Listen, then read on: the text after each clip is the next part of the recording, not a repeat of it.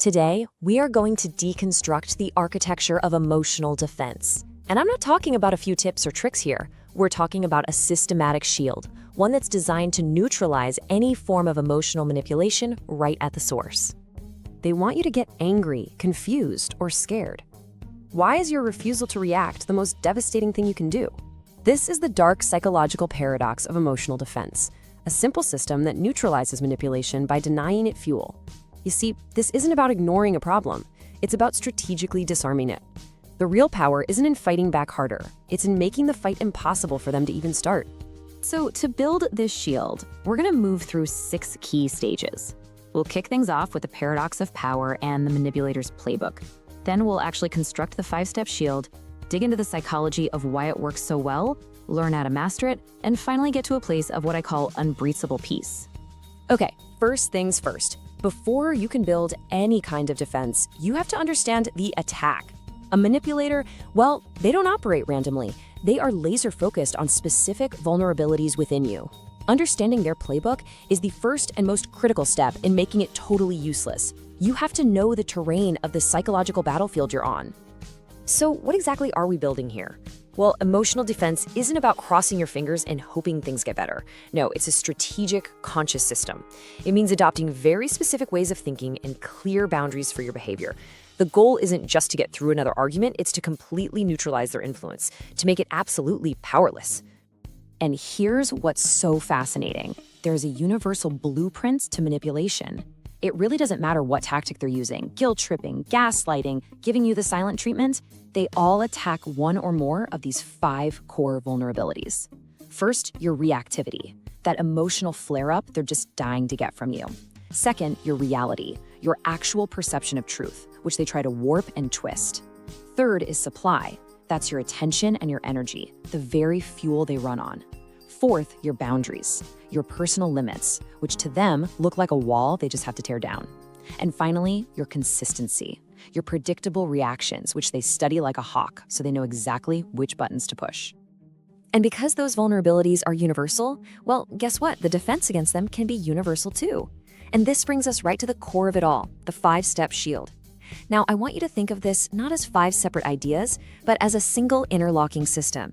Each step reinforces the others, creating one formidable barrier. So here they are, the 5 components. Number 1, the pause, to stop reactivity in its tracks. 2, the fact check, to anchor yourself in reality. 3, the gray rock, to deny them their supply. 4, the policy, to set rock-solid boundaries. And 5, the follow-through, to enforce absolute consistency. All right, let's break down exactly how each one of these systematically shuts down an attack. Step 1 is the absolute linchpin, stop reactivity. A manipulator throws out bait, an insult, a false accusation, some provocative comment, and they just wait for you to bite. Your immediate emotional response, that's their reward. That's what completes the circuit and tells them, hey, this is working. The pause is a conscious, deliberate interruption of that impulse. You're literally creating a space between their action and your reaction. And in that tiny space, you take back control. You break their feedback loop, and their power just fizzles out before it even gets started. Step 2 builds right on top of that. Anchor your reality. Manipulators, especially gaslighters, want you living in a fog of confusion. They want you doubting your memory, your sanity, what really happened. The countermeasure here is so simple, it's almost brutal. You document it, write it down, send yourself an email, tell a friend what happened. By creating an objective record, you're dropping an anchor in reality that they simply cannot move. It protects your perception of truth from being slowly chipped away. Now, we get to the engine of the whole system. Deny supply. You have to understand that narcissistic manipulators feed on emotional reactions. Positive, negative, it doesn't matter to them. Your rage is just as nourishing as your adoration. So, the gray rock method is exactly what it sounds like. You become as boring and unresponsive as a gray rock. You give short, factual, uninteresting answers. You show zero emotion. You don't argue, you don't defend, you don't explain. You become a total nutritional void. And trust me, a predator will not waste energy on a source that gives them no fuel. So once you've cut off their fuel, you have to establish clear perimeters. That's step 4, set assertive boundaries. And let's be crystal clear about this. A boundary is not a request. It's not, please don't yell at me. A boundary is a policy statement about your actions. It sounds like this. I will not be in a conversation where I'm being yelled at. If the yelling begins, I will end the call. And you see the brilliant shift there? You're no longer trying to control their behavior. You are simply stating what you will do to protect yourself. It's a calm, powerful declaration of your own autonomy. You know, a boundary without a consequence is just a suggestion, and a manipulator will walk right over a suggestion. This brings us to the final, absolutely crucial step: enforce consistency. If you said you'll end the call if they yell, you must end the call every single time they yell. No excuses, no exceptions. This unwavering follow-through is what behavioral scientists call an extinction schedule. You're literally training them that the behavior doesn't work anymore. The manipulator learns through repeated failure that their old tricks don't get them a prize. The behavior just becomes obsolete because you made it so. So, we've built the shield. But why is it so incredibly effective? Well, the power of this system isn't magic. It is rooted deep in fundamental principles of human psychology. And understanding the why is what makes this defense truly robust and, more importantly, sustainable. The whole thing hinges on a massive shift in your locus of control. See, the manipulator wants you to have an external locus of control. They want you to believe your emotional state, your peace, your happiness, depends completely on what they do and whether or not they approve of you. But the shield forces a shift to an internal locus of control. You start to truly understand that your peace doesn't depend on them changing. It depends entirely on how you respond to them. And that right there is the very definition of taking your power back. Now, from the manipulator's perspective, what are they experiencing? Well, it's profound distress, but it's not the kind of distress they get from being confronted or argued with. That's a game they actually know how to play and win. No, this is the distress that comes from a failed strategy. Their behaviors, the yelling, the baiting, the gaslighting, they aren't being rewarded anymore. And when the reward, your emotional reaction, is consistently taken away, the motivation to do the behavior just gets extinguished. They're left holding a tool that just doesn't work anymore. Look, understanding the theory is one thing, but actually living it, that's a whole other ballgame. So now let's turn this from a concept into a practical daily skill. Mastering your defense means converting these 5 steps from a conscious checklist into an automatic, internalized part of who you are. And it all begins right back at step 1. You have to train this skill like a muscle. Master the pause. When you feel that familiar spike of adrenaline, that urge to defend yourself or attack back, see it for what it is, a training signal. Take a deep breath, count to 10. Say, I need a moment to think about that. Physically leave the room if you have to. Your only goal at first is to create that tiny cognitive gap, that sacred space where you choose your response instead of letting your emotions choose for you. Next, you need to make documentation a discipline. Don't wait for some huge incident.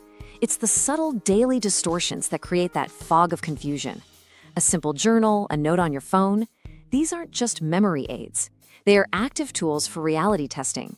So when the manipulator says, I never said that, you won't have to wrestle with your own frayed memory. You'll have an objective record, and that neutralizes one of their most powerful weapons. Then you can use the power of visualization. Seriously, before a difficult interaction, consciously picture the 5-step shield around you. See their provocations as arrows that just deflect right off this impenetrable barrier. See their attempts to get a reaction as a pointless waste of their energy. This mental rehearsal strengthens your resolve and makes the whole defensive posture feel much more natural and automatic when you're actually under pressure. And this really gets to the core transaction. Think of it this way. Your emotional energy is their currency. It's what they use to buy control, to feel powerful, to prop up their ego. Every angry outburst, every tearful defense, it's a payment.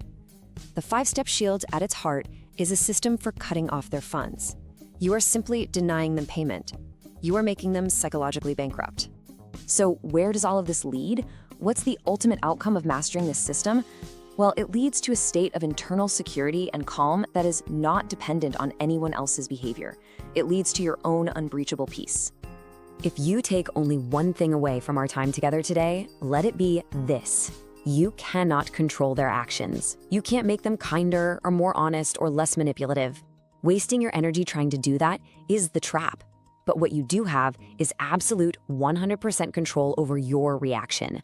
And that is the sole location of your power. It's not in changing them, It's in mastering you.